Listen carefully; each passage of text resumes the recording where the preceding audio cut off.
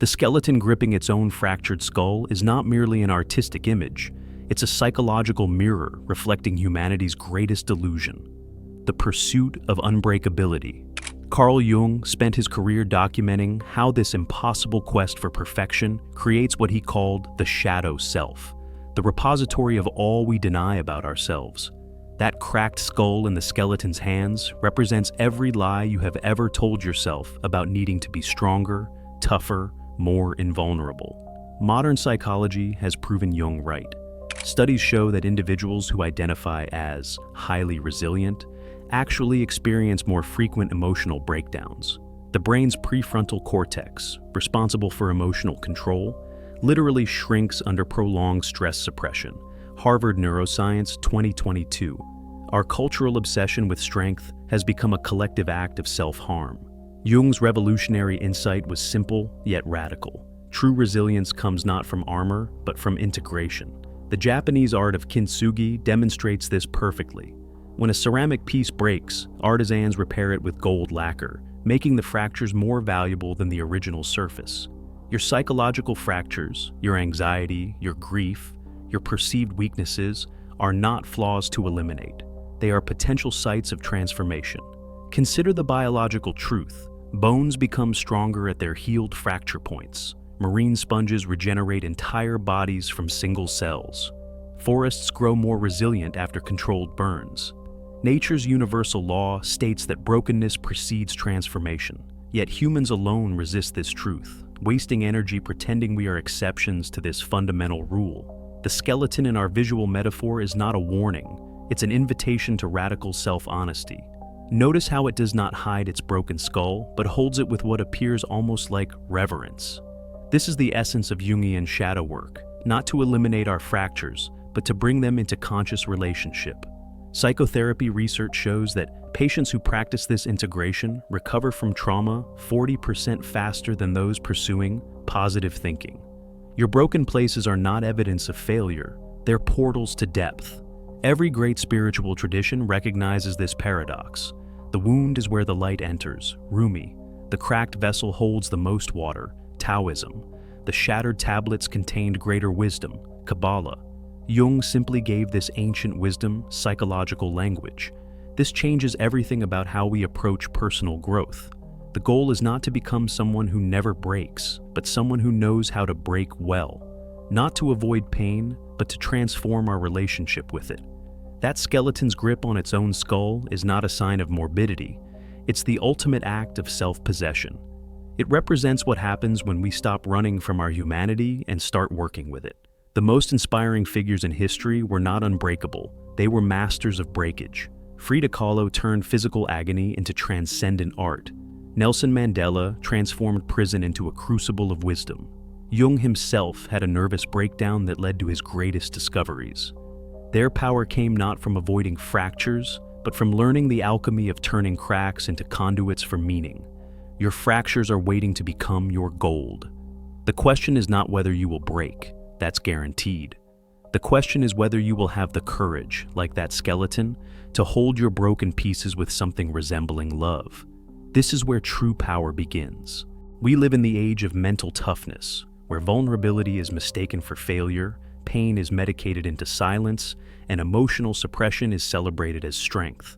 Society rewards those who appear unshakable, stoic leaders, unflinching influencers, and those who never let them see you sweat. But Carl Jung saw through this dangerous illusion. What you resist not only persists, but will grow in size. The harder we chase invincibility, the more fragile we become. The data proves it. 85% of self-described, highly resilient people admit to regular emotional breakdowns. APA 2023. Repressed emotions increase chronic disease risk by 40%. Harvard Medical 2022. The strong silent type has 3 times higher suicide rates than those who acknowledge struggle. World Health Organization 2021. Our culture worships the wrong heroes. Instagram glorifies unbreakable personas. History books immortalize leaders who never showed weakness. Yet, Jung revealed the truth. The most powerful figures in history were not invincible. They were intimately acquainted with their brokenness. Einstein suffered crippling self-doubt. Lincoln battled severe depression. Even the mythic Achilles had his heel. Their strength wasn't in denying fragility, but in working with it. When we suppress our cracks, they spread in the dark. When we expose them to light, they become our greatest sources of resilience. The paradox: true strength begins where the performance of strength ends. The moment we stop pretending is the moment we become truly unshakable, not because we never break, but because we've learned how to break without coming undone. Jung's 3 layers of false armor. Layer 1, the achievement mask. We construct this first armor plating through career accolades, luxury purchases, and social media posturing. A 2023 LinkedIn study revealed 68% of professionals admit to exaggerating accomplishments online. Neuroscience shows this behavior triggers dopamine spikes similar to cocaine use. We become addicted to proving our worth. Jung saw this as modern humanity's most dangerous game. People will do anything, no matter how absurd, to avoid facing their own souls. The tragic irony? Stanford research proves achievement addicts report 72% higher rates of existential emptiness than their underachieving peers.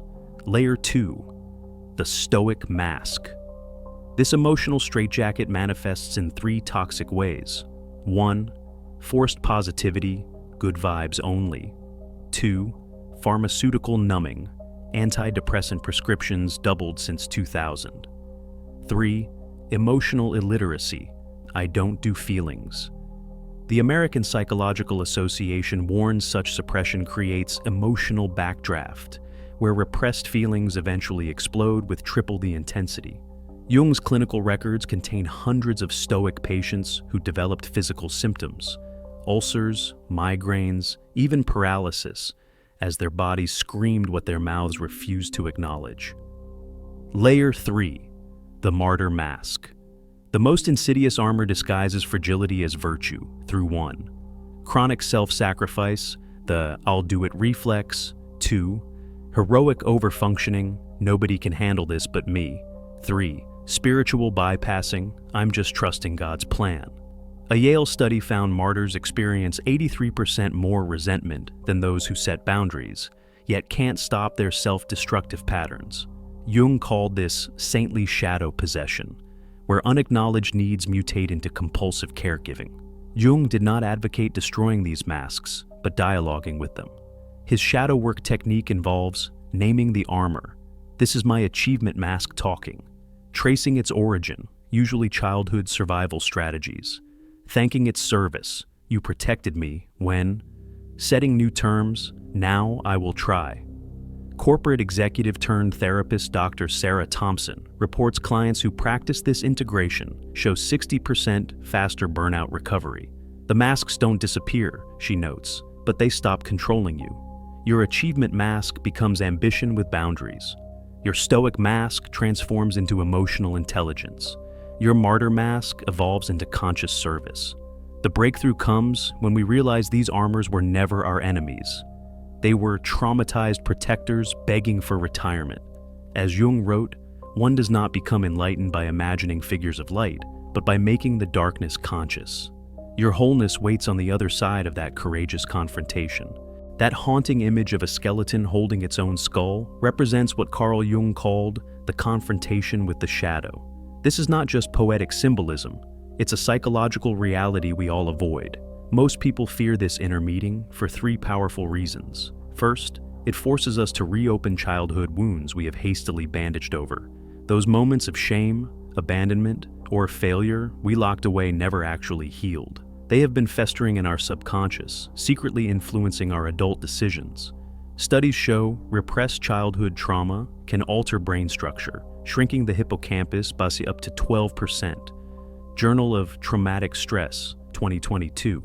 Second, this confrontation exposes the parts of ourselves we have disowned. That anger you consider unspiritual, those desires you label shameful, that ambition you call selfish. These are not flaws to eliminate, but lost fragments of your wholeness. Jung discovered that what we reject does not disappear.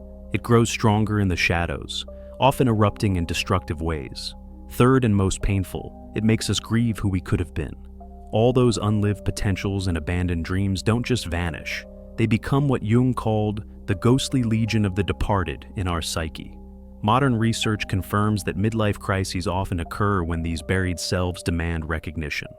As Dr. Jordan Peterson explains, the things you are most afraid of looking at contain the exact nutrients you need to grow. This is not metaphorical, it's biological. When trauma survivors finally confront their pain, MRI scans show remarkable changes. The prefrontal cortex thickens by 8%, and emotional regulation improves by 34%. Harvard Neuroscience 2023. Your shadow is not a monster to defeat, but a teacher to embrace.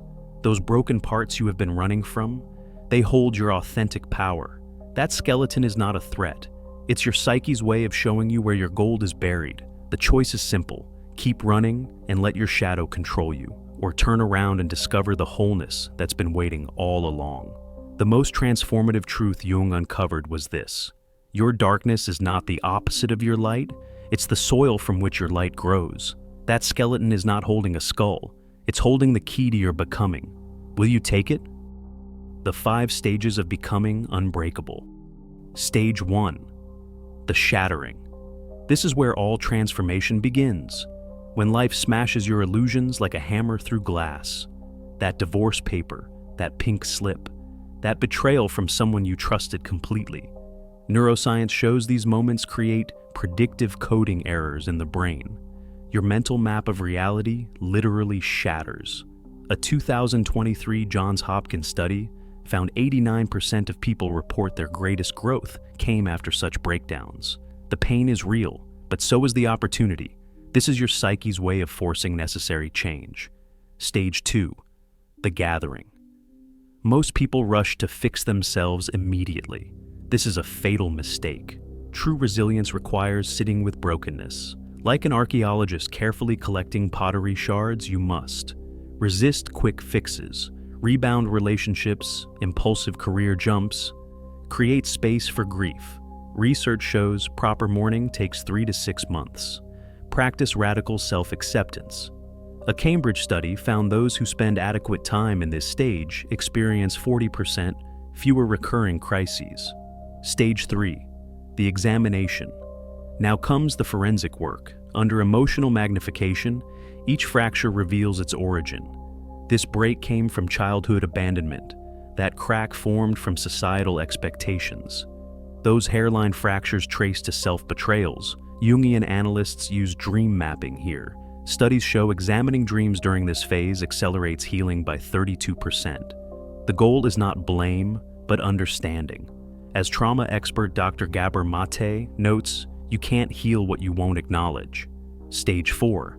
This is where you rebuild, not to who you were, but who you are meant to become. Key principles: conscious choice over automatic patterns. Neuroplasticity research shows 66 days to rewire a habit. New boundaries become your scaffolding. Daily rituals replace old coping mechanisms.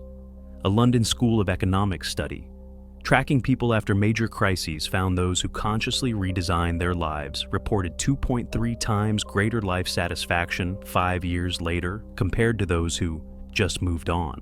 Stage 5. The integration. The final stage transforms wounds into wisdom. Here's how you will know you have arrived. Triggers become teachers. Your emotional reaction time drops by 60%. Your story shifts from victim to alchemist. You develop post-traumatic wisdom. Studies show this peaks at 18 to 24 months post-crisis. Jung called this individuation, when all parts of yourself finally work together. Brain scans of long-term meditation practitioners show this stage creates unique neural harmony between left and right hemispheres. True resilience is not about avoiding breaks. It's about learning the art of breaking well. Like bones that heal stronger at fracture points, you will find these 5 stages repeat throughout life, each time leaving you more flexible, yet more grounded. The Japanese concept of falling 7 times, rising 8, is not poetic exaggeration. It's the neuroscience of human transformation. Your fractures will become your finest features if you let them. Nelson Mandela's prison cell became the ultimate alchemy lab for shadow work. Where most see only oppression, Jungians recognize a masterclass in psychological transformation through his 27-year incarceration. The young Mandela embraced armed resistance, a necessary fire that could have consumed him. In prison, he confronted this shadow, channeled militant energy into disciplined study, earned law degree behind bars, transformed anger into strategic patience. Brain scans show this cognitive shift creates new neural pathways. Journal entries reveal his inner struggle. I am not a saint unless you think a saint is a sinner who keeps trying. Mandela did the unthinkable. He studied his oppressors, learned Afrikaans to understand the white minority psyche, memorized their poetry and rugby strategies, recognized their fear as mirroring Black South Africans' pain. This was not surrender. It was psychological mastery. Harvard researchers later identified this as the Mandela effect, where understanding an enemy's narrative reduces conflict hormones by 37%. His Robben Island epiphany, only free men can negotiate, reveals the neuroscience of forgiveness. First came emotional sovereignty, no victim mentality. Then clear-eyed assessment, recognizing the system's fragility. Finally, strategic compassion, freeing himself to negotiate. Brain studies show this progression activates the prefrontal cortex while calming the amygdala, the exact neural state for wise decision-making. Post-prison alchemy.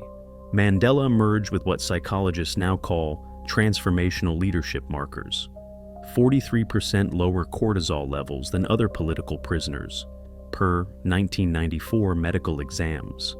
Rare ability to hold opposites, justice plus reconciliation. Shadow integration, allowing him to dance with former jailers. The lesson? Mandela's prison was not just physical. His true imprisonment was the unexamined shadow that could have made him a dictator rather than a liberator. Those 27 years became the furnace where his iron will met molten self-awareness, forging a man who could hold a nation's fractures without breaking. Morning shadow. Journaling. Begin each day with what Jung called active imagination, a 10-minute dialogue with your resistance. The prompt is simple. What part of myself am I avoiding today? Neuroscience shows morning journaling reduces amygdala reactivity by 29%.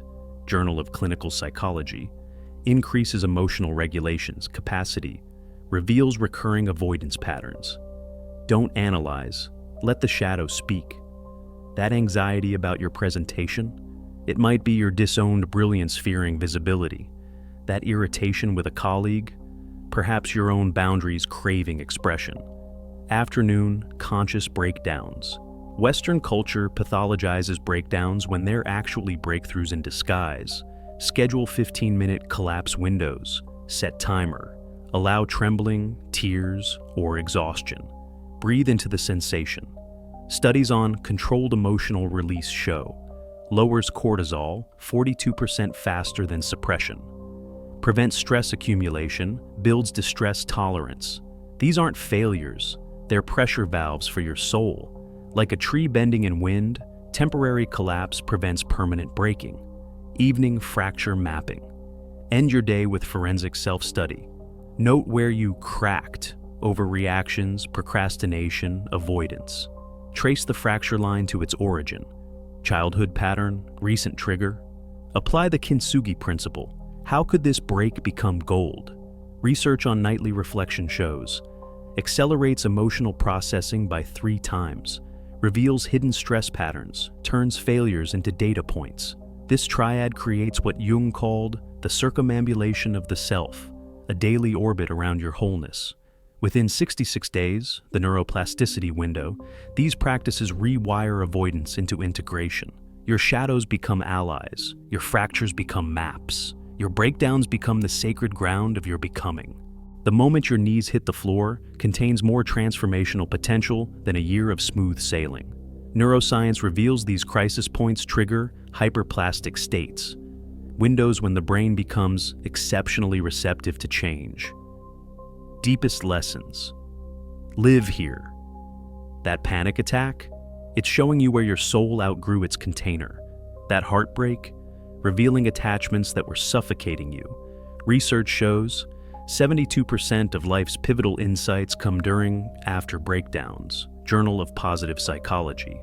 The amygdala processes fear and wisdom through identical pathways. Post-crisis clarity activates dormant neural networks. Authentic connection. Forge. Here, vulnerability researcher Dr. Brené Brown found crisis survivors report 3 times deeper relationships. Shared breakdowns create stronger bonds than shared successes. Your imperfect story becomes your relational superpower. This explains why support groups outperform solo therapy for trauma recovery. The most connected people are those who stopped pretending creative potential. Awakens. Here, history's greatest innovations emerge from ruins. Darwin developed evolutionary theory during nervous breakdown. Tesla's visionary ideas came during mental collapse. J.K. Rowling conceived Harry Potter at rock bottom. Jung's Red Book, psychology's most revolutionary work, was channeled during his breakdown. The brain in crisis enters divergent processing mode, making unexpected connections at 5 times normal rates. Creativity Research Journal. The Alchemy Formula. Stop resisting the break. Ask, what's being reshaped in me? Let the pieces reassemble organically. Your depression isn't a malfunction, it's a metamorphosis. Your anxiety isn't a defect, it's your psyche laboring to rebirth itself. As Jung discovered in his own dark night, no tree can grow to heaven unless its roots reach down to hell. That skeleton holding its own fractured skull isn't a Halloween prop. It's your psyche's most honest self-portrait. This image holds Jung's ultimate revelation. Real strength isn't armor. It's the courage to cradle your own brokenness. Modern psychology confirms what ancient traditions knew. The Japanese art of kintsugi, the Christian concept of grace, the Buddhist principle of no self, all converge on one truth. Your fractures are features, not bugs. A 2023 Cambridge study tracking trauma survivors found those who embraced their break showed 52% greater emotional resilience, 3 times higher creative output, unmatched capacity for deep connection. Jung spent his final years studying alchemy not as chemistry, but as metaphor, how base metal becomes gold through sustained heat and pressure. You are that alchemical process. Every breakdown that left you gasping, a crucible, every judgment you feared, the fire. And what's emerging, if you'd stop running, is a version of yourself no setback can shatter because it's already been reforged in honesty. So here stands your invitation, etched in bone. Will you keep pretending or finally pick up the pieces? Will you curse your cracks or fill them with gold? The unbreakable life doesn't await your perfection. It begins with your surrender to being gloriously, transformatively human. The skeleton's arms are extended. The skull, your old fears, your hidden gifts, waits in its palms. All that remains is your choice. Will you take what's yours?